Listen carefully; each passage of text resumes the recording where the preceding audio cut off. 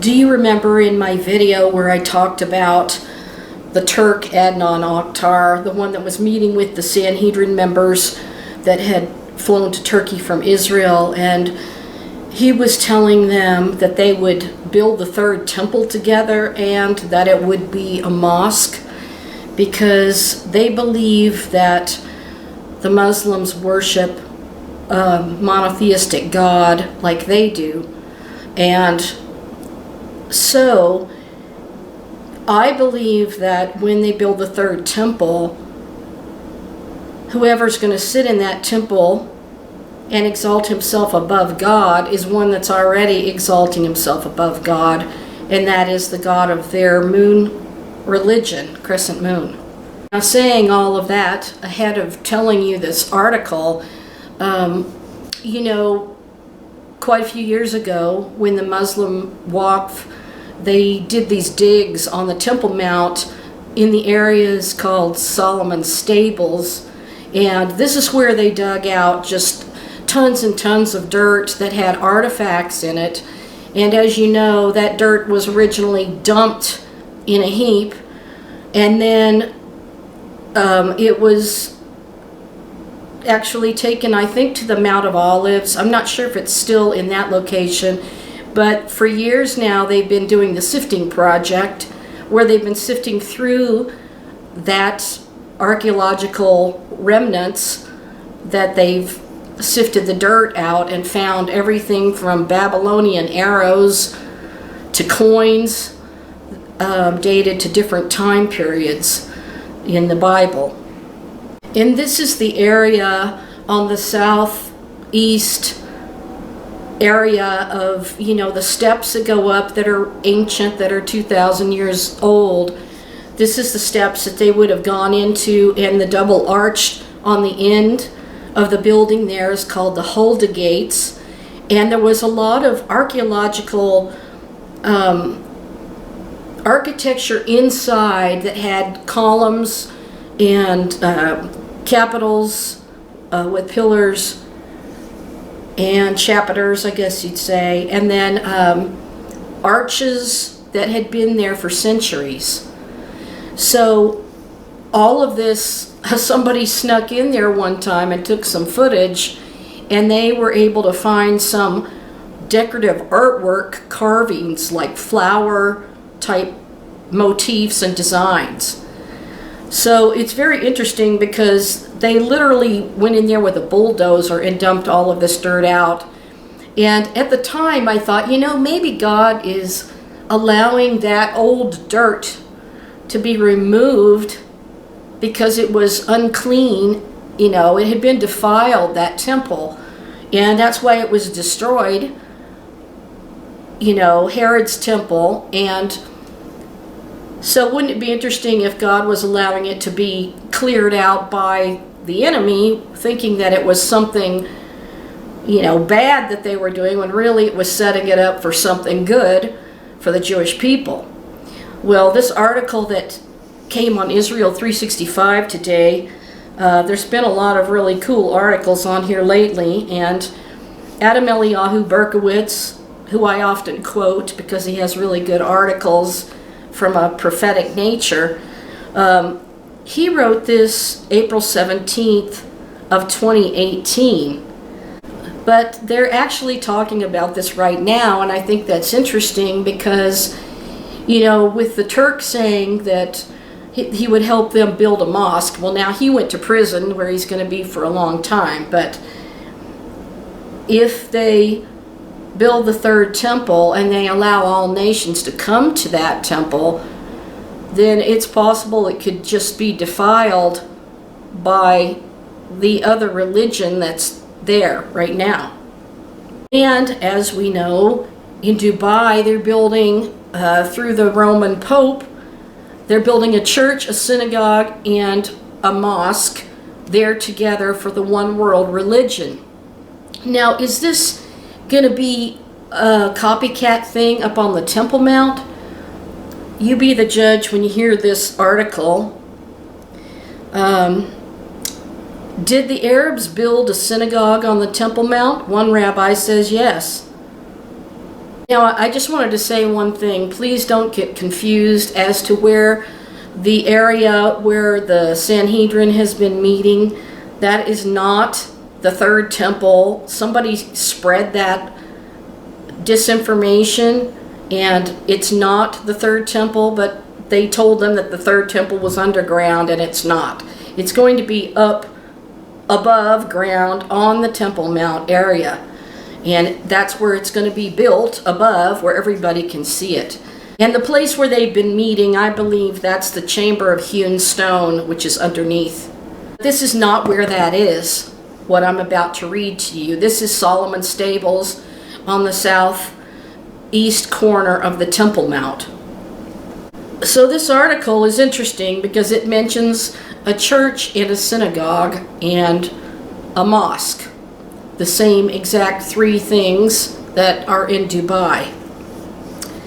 An enormous empty space underneath the Temple Mount Plaza, refurbished in an illegal land grab by the Waqf Muslim Authority, is, according to some rabbinic authorities, uniquely suited for immediate use as a synagogue that could serve approximately 10,000 Jewish worshippers. One rabbi believes that this was actually the divinely intended purpose behind the ill-intended actions of the Islamic Waqf when they turned the neglected cavern into a mosque.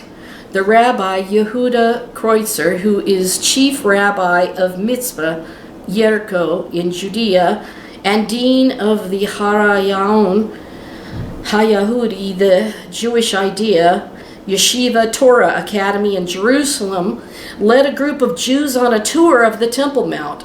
At one point, he stopped to give a lecture on a site Jews are not permitted to visit, but which was located directly beneath their feet, Solomon's Stables, a large space that was converted into a mosque 11 years ago. Like the other structures on the Temple Mount, Jews are forbidden to enter. He said, below us, there is a large empty space that the Waqf tried to turn into a mosque. Rab Kreutzer explained in the video of the tour, that place could, in fact, be an enormous synagogue. The location the rabbi was referring to was Solomon's Stables, a cavernous space underneath the Temple Mount Plaza, located 8 feet below the courtyard in the southeastern corner of the Temple Mount. The roof is held up by 12 rows of 88 pillars and arches. The structure was built in the 1st century BCE by King Herod as part of his southward extension of the Temple Mount's platform. Except for a brief period in 1099 when the site was used for stables serving the Crusaders' horses, which thus earned its name Solomon's Stables. The space was unused and gradually filled up with refuse. The Waqf began construction on Solomon's Stables in 1996 without a permit and in gross violation of the status quo agreement signed 2 years earlier, in which Israel granted custodianship to Jordan. That's a big mistake. The builders used heavy equipment to clear the site, destroying artifacts of immense archaeological importance and damaging the structural integrity of the southern wall of the Temple Mount. The Waqf declared its intention to build the country's largest mosque with space for 10,000 worshippers. Later that year, the El Marwani Mosque was inaugurated. The space is huge, but many halls of Herod's massive underground construction project still remain unfinished. Some archaeologists have conjectured that there are still more subterranean areas that remain unexplored. And I can tell you for a fact that's right. And it's going to be pretty astounding one of these days. The underground mosque is always open to Muslims, but prayers are only held there on Muslim holidays when rain or heat make outdoor prayer uncomfortable. In many of the available photos, Muslims are seen using the site as a place to sleep or socialize. According to all rabbinic opinions and under all conditions, this particular space would be permitted for use by Jews, Rabbi Kreutzer said to Breaking Israel News. According to all opinions, this space is outside the area restricted to non-priests. It is even situated so that Jews could access the site through the Hulda Gate without coming into contact with Arabs, thereby solving any security concerns. I wanted to mention something, that double archway at the end on the southeast corner. It's that wall before you get to the corner, and the steps that are ancient go up to it.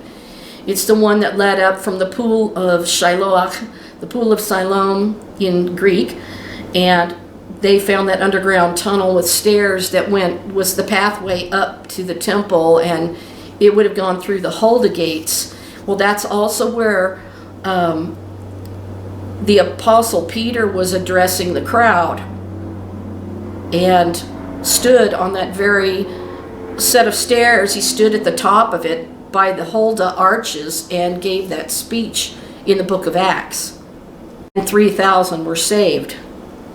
In his lecture, Rabbi Kreutzer explained that the laws of purity require any Jew who intends to visit the Temple Mount to first bathe in a mikveh, a ritual bath. The rabbi conjectured that Solomon's Stables offers an alternative for Jews who are ritually impure yet want to pray at the site, since the laws of ritual purity state that impurity is contained within an enclosed space. A ritually impure Jew could, in fact, pray in Solomon's Stables without bathing in a mikveh. The rabbi suggested that the Waqf did Jews a favor, despite its intention to wrest the site away from the Jews. Exactly what I thought, that maybe God was allowing and using them to do the work to get the stuff that was contaminated out of there. Due to the sensitivity of the site, archaeologists would never have let us prepare a synagogue here, Rabbi Kreutzer explained to the tour group. But since the Muslim Authority did what they wanted to anyway, without asking, that's the Waqf, actually set everything up for us to make a synagogue. This could be an alternative to the Western Wall. From every bad thing can come something that is also good, he continued. All these years, any dialogue concerning the Temple Mount was shut down. But even so, things were done here for our benefit in the end. Good things can grow out of evil beginnings. Rabbi Kreutzer's speculations are not based in fantasy, nor are they a fringe belief rejected by mainstream Judaism. For a short period after the 1967 Six-Day War, Rabbi Shlomo Goren, the chief rabbi of the IDF, he's the one that blew the shofar up there in 1967 when they liberated the Temple Mount, organized several prayer sessions on the Temple Mount until Minister of Defense Moshe Dayan and Chief of Staff Yitzhak Rabin ordered him to stop doing so. In the mid-1990s, Rabbi Mordecai Eliyahu, former Sephardi chief rabbi of Israel, called for the construction of a synagogue on the Temple Mount. His son, Rabbi Shmuel Eliyahu, Safed's chief rabbi, continues to work toward that goal. Ashkenazi chief rabbi David Lau, generally considered to be moderate in his politics as well as his religious rulings, stunned many when he said in 2016 that there was enough room on the Temple Mount for the addition of both a synagogue and church without infringing on the Muslim sites currently in existence. Isn't that kind of a surprise that they would include a church in that statement? It's the parallel of what's over in Dubai that they're building for the one world religion. He argued that building a synagogue and a church was an imperative that should be instituted immediately in order for the site to achieve its prophesied status of a house of prayer for all nations, which is in Isaiah 56:7.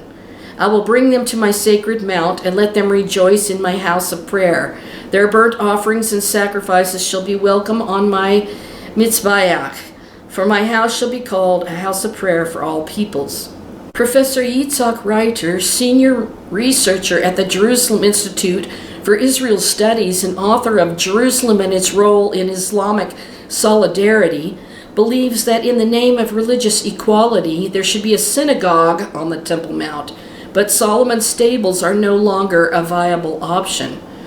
This idea of a synagogue has been around for some time, but when Rabbi Mordecai Eliyahu started speaking about it in the 1980s, this generated a negative response from the Muslims, who then declared the entire Temple Mount to be holy to Islam.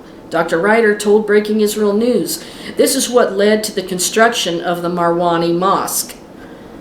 There is no Muslim authority that will agree to Jewish prayer or a place for Jewish prayer on the Temple Mount in the current political environment, Dr. Ryder went on. They believe that behind the stated goal of using part of the Temple Mount for Jewish prayer is a hidden agenda to entirely take over the Temple Mount. In any case, now that Solomon Stables has become the Marwani Mosque, it is sanctified as a mosque, and the Muslims will never relinquish a place that has been sanctified for Islam, Dr. Reiter said. Yaakov Heyman, the head of Yishai, which is an NGO dedicated to reinstating Jewish prayer on the Temple Mount, believes that Solomon Stables is unacceptable as a site for a Temple Mount synagogue. Kind of strange that his name is Heyman. Hayman, though. There are many places that a synagogue could be placed on the Temple Mount that are much closer to the site of the temple and therefore much more suited and desirable than Solomon Stables, Heyman told Breaking Israel News. Jews should not be relegated to praying underground. If that becomes our synagogue, then the process will end right there with the Muslims saying we should be satisfied with just that.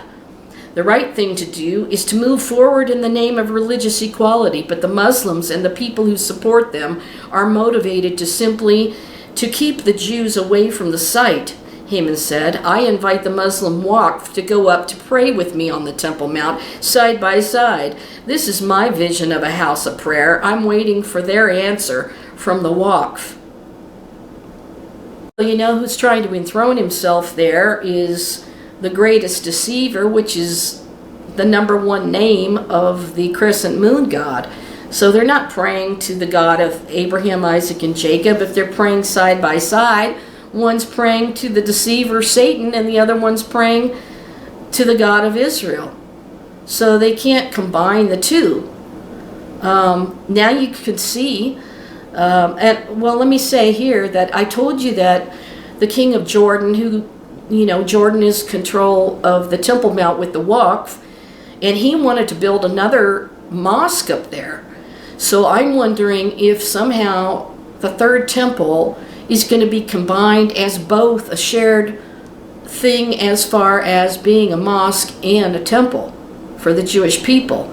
So they're willing to pray side by side, so why wouldn't they incorporate them to include them in that?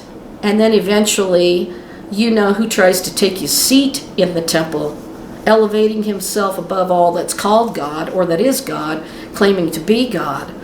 And you see how it's all going to go down so easily and how it's going to happen and come about. It's always blown me away to know that the Apostle Peter was standing there by the Huldah gates, when he was announcing men of Israel. What's happening here is not, what you think. This is according to the prophets and what they said was going to happen, that God would pour out his Spirit, and that's what he did in Jerusalem, because that's where God's going to dwell forever. Right here, I just wanted to show you the ancient steps that go up. You can see that dome of the mosque there. But over to the right, there's some arches that are blocked up, and that's the Huldah gates. That's where Simon Peter stood and made the announcement, and 3,000 were baptized. Here you can see the stones blocking the arches. They're ancient. Those are the Huldah gates. And inside was all this fantastic architecture. Let me show you the photo that they showed of Solomon Stables before the Muslim Waqf did all of that digging with the bulldozers. And this photo was via Wikimedia Commons.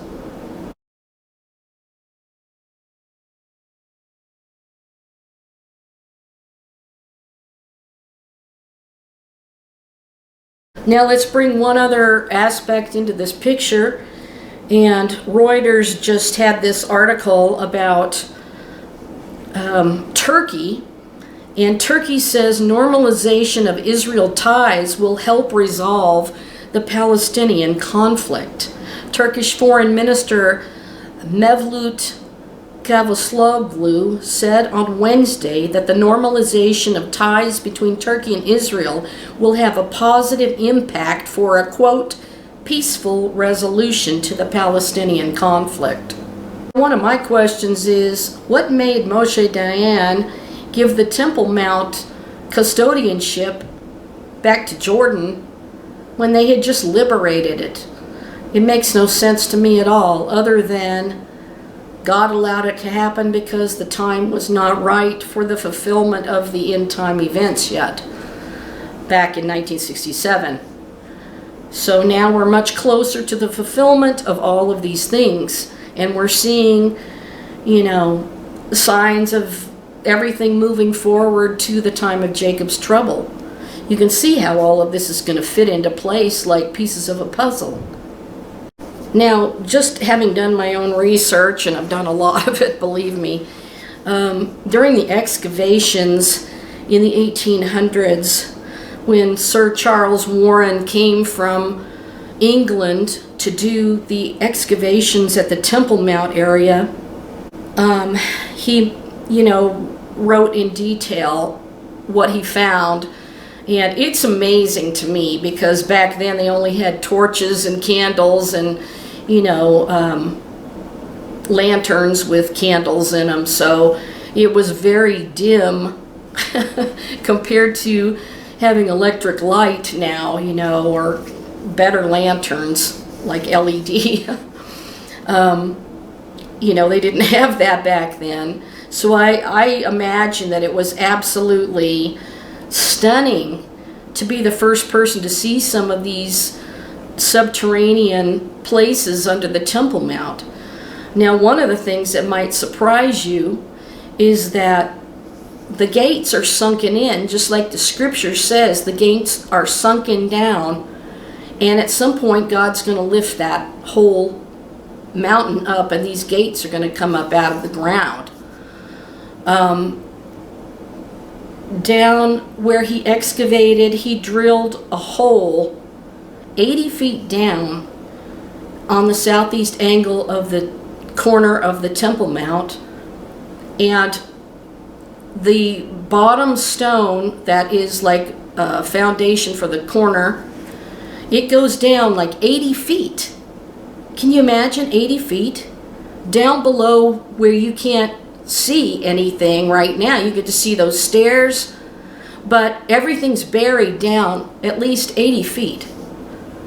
And so there's significant things down there that, he found some pottery, what I'm trying to say, it's like clay jar handles that had the symbol for Elimelech, which means the king. And he found a lot of them. They have a certain seal, Elimelech signs, and they're stamped on the clay. And that was 80 feet down. So there's no telling what else is down there. So frankly, there's a lot that's going to be revealed. And I think in the near future, probably. Now, I don't know about the Elimelech jar handles that they found at the southeast corner of the Temple Mount, if they dated to King Hezekiah, but they did find other jars, mostly in and around Jerusalem, with these seals, Elimelech meaning of the king.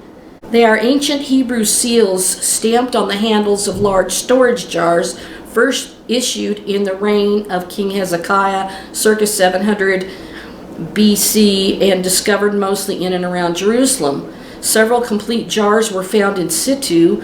That means exactly how they originally were left, buried under a destruction layer caused by Sennacherib at Lachish. They have this 2- and 4-winged symbols that are representative of royal symbols whose meaning was tailored in each kingdom to the local region and ideology. Anyway, that's just my own personal knowledge of having researched a lot of things in Jerusalem and the Temple Mount and everything. I just thought that would be interesting to add here, that they found those jar handles there, and just telling you how the gates are buried. And of course, you know, there was the incident as well, and I believe that was sometime in the 60s or 70s, when this gentleman was at a college in Jerusalem, and he was learning about archaeology at the time. He actually went around the gates of the walls around the Temple Mount area, and when he got to the Golden Gate, the one that's sealed up because the Messiah went through it and is expected to come and go through it again, so the Muslims built a cemetery right in front of it to try to block him. Then the dirt gave way under his feet, and he fell in an open hole that was a grave where bodies had been thrown and were covered up with dirt, and he was kind of stuck in this open hole where he was able to climb out, but he happened to have a camera with him at the time. And he actually saw the arch of the original Golden Gate on the left-hand side of the gate that's there now above ground. There's two arches. Well, he found the original gate under the left-hand side. And this is the gate that Jesus rode through on a donkey the day that he came into Jerusalem, on the very day prophesied by Daniel the prophet, somebody that was an ancestor of the tribe of Judah. So he didn't get the whole archway in the film, he just got a little portion of the original archway, the one that Jesus rode through on the donkey. And it is so exciting that God allowed that to happen, because it's been a long time ago now, but now they know that the original gate is far underground there. Even though the Golden Gate, or the Gate of Mercy, that the Messiah rode through because he was offering us mercy, even though it's sealed up right now in that Muslim cemeteries in front of it, God allowed that to happen, where he discovered the original gate. And there's just a lot of amazing archaeology, and I'm just sharing my knowledge of things that I've studied and things that I've found, and you know, what I've read, and it's just very exciting, you know. And this is one of the reasons why I got very excited when Yehuda Glick went to the Golden Gate, and they were standing near the Golden Gate, and he was with that gentleman Robert that plays the double shofar. He can play two at the same time, the real long ones. He blasted the shofar blast at the Golden Gate, but I noticed that he aimed it at the left-hand side, because he knows that that's where the original gate Jesus went through was located. I really believe that in my heart, that he must have been blowing that direction because he wants him to come back. And of course the shofar blast can mean, you know, it has different meanings about, you know, warfare and all of this, but it also is a signal that we want the Messiah to come. And here's the picture of the Golden Gate, but this is the modern arches. And on the left-hand side down below ground is where the original gate is. That is a Herodian gate, meaning built by Herod. Another name for the Golden Gate not only is the Gate of Mercy, but it was also known as the Beautiful Gate. And let me just read something about it. It says, Jesus entered Jerusalem through this gate in his last week of his earthly life before his resurrection and ascension to heaven. Also, Jesus' disciple, Peter, performed a miracle here to cure the lame man in Acts 3, 1 through 10. And that says, one day, Simon Peter and John were going up to the temple at the hour of prayer at 3 o'clock in the afternoon. Kind of funny, it's 12 minutes after 3 right now as I'm reading this. and a man, lame from birth, was being carried in. People would lay him daily at the gate of the temple, called the Beautiful Gate, so that he could ask for alms from those entering the temple. And when he saw Simon Peter and John about to go into the temple, he asked them for alms. Simon Peter looked intently at him, as he did John, and said, "Look at us." And he fixed his attention on them, expecting to receive something from them. But Peter said, "I have no silver or gold, but what I have, I give to you. In the name of Yeshua, Messiah of Nazareth, Jesus Christ of Nazareth, stand up and walk." And he took him by the right hand and raised him up, and immediately his feet and ankles were made strong.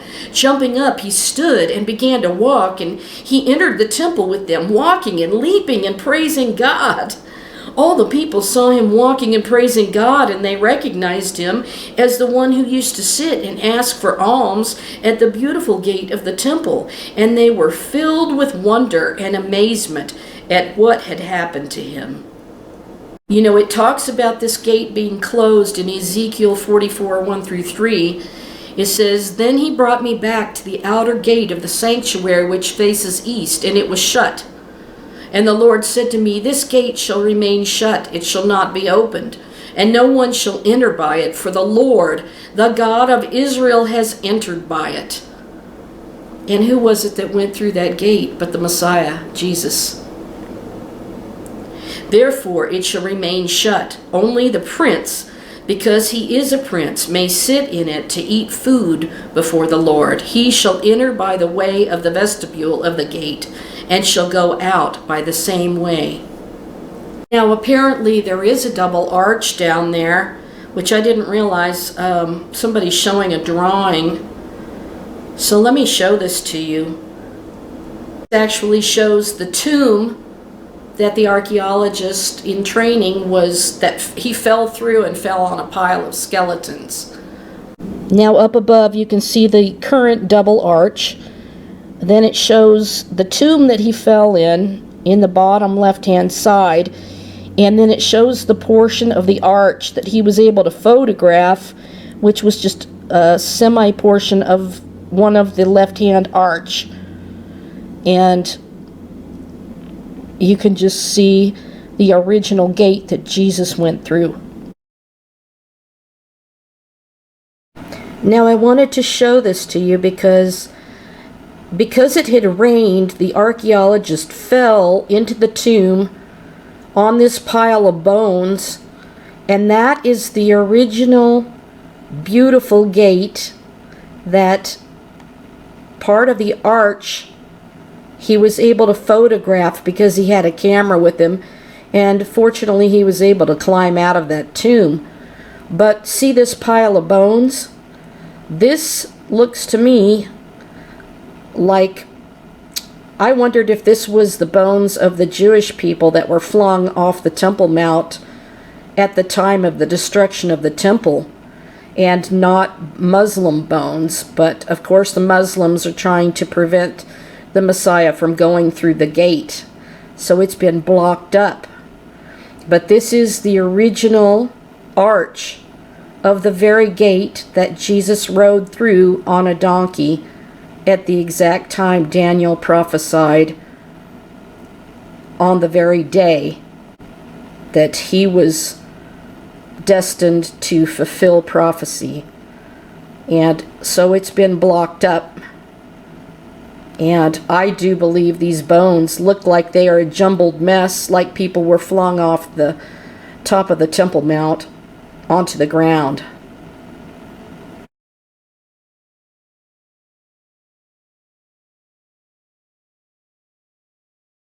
Now remember, when the king of Judah was warned, that if he didn't start following God and his commands and all of that, and stop his idol worship, that Babylon was going to come in and, tear down the temple and the city and all of that. So back in that time, in Lamentations 2, The prophet Jeremiah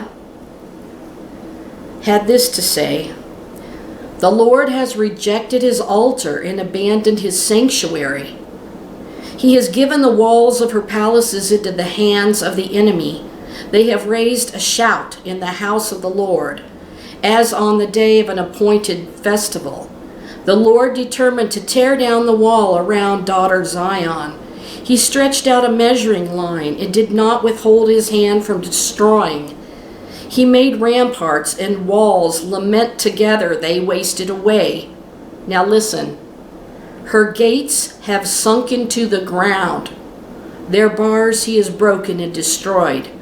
Her king and her princes are exiled among the nations. The law is no more, and her prophets no longer find visions from the Lord.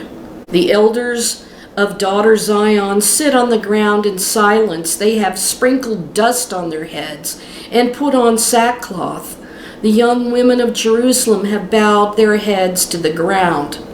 My eyes fail from weeping. I'm in torment within. My heart is poured out on the ground because my people are destroyed, because children and infants faint in the streets of the city." Scripture goes on from there, where he's lamenting the fact that the temple was destroyed. The gates had sunken into the ground. The walls were destroyed, and God allowed the enemy to come in like a flood because of the sin of the people. So that specific verse was Lamentations 2:9. "Her gates have sunk into the ground. Their bars he has broken and destroyed." And right there you see the original beautiful gate of mercy, sunk into the ground. Now, I don't know whether at one point it was unearthed for Jesus to go through it, and then that gate was built on top of it, or exactly how that worked. But at some point, God says that he's going to raise up his mountain. So that ought to be probably when his feet stand on the Mount of Olives and the land splits, and it's going to cause it to rise, probably to be, the place of God's throne and where he's going to rule from.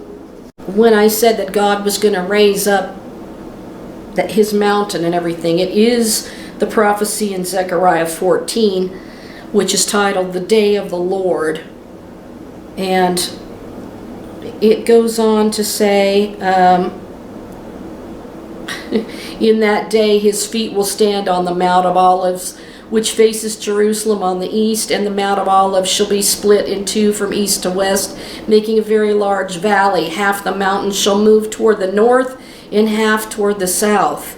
And then he says they're going to flee, and there's going to be an earthquake, I guess. "Jerusalem shall be raised up and inhabited in her place from Benjamin's gate to the place of the first gate and the corner gate, and from the tower of Hananel to the king's wine presses." After the Babylonian captivity, when Nehemiah was allowed to go rebuild the walls of Jerusalem, upon the walls that had been torn down and burned and all, it says in Nehemiah 2:17, "Then I said to them, you see the trouble we are in? Jerusalem lies in ruins, and its gates have been burned with fire. Come, let us rebuild the wall of Jerusalem, and we will no longer be in disgrace." So at some point, the Messiah went through the gate, and he's coming back and standing on the Mount of Olives. And all of this is going to be raised up to make his mountain the tallest of anything around, so he can be worshipped and honored there. I just wanted to share some of these exciting things with you. I hope you appreciate my research and the work that I do on these things. Some of it's stuff I've already studied, and just try to incorporate it in with articles I see that I think will add something exciting to it that will give you a thrill for the day. Thanks so much for the love and support. God bless, and I'll talk to you later.